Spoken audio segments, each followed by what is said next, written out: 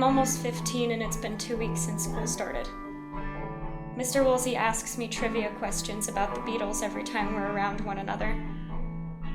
So I think of any excuse to get near his desk. Because knowing the answers to his questions makes me feel less alone, more useful. I don't know, I'm goal-oriented, so if there's no goal in front of me, I'm completely lost. And I don't feel lost around him. He calls me a vixen. I don't know what that means. Why did you do that? Why do I feel guilty? How could you do that? Why did you pick me? By the end of November, my dependence on Mr. Woolsey's attention is beginning to fuel nearly every decision that I make. I shave every morning before school.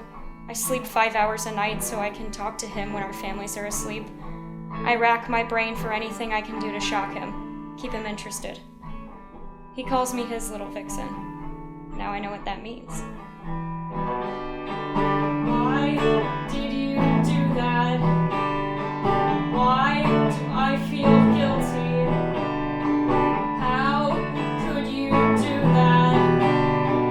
Why were we ever alone together? The day after Christmas, he sends me a text saying that he thinks we will definitely end up fucking each other. Hearing this gives me a clear understanding of how to keep the game going. Take the next step, prove him right. Rules are made. Rule number 1, don't tell anyone. Rule number 2, don't fall in love. Rule number 3, do not tell anyone. For the next 3 years, I do anything that he wants me to do. I feel adopted. I fall in love. I lose my friends. I fill with guilt. I get trapped in the game.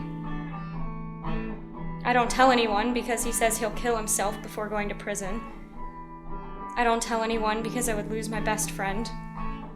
I don't tell anyone because then people will know that I'm a slut, a homewrecker, a vixen.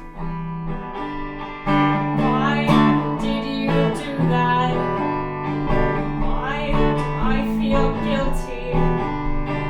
Why does she hate me? I was just a baby.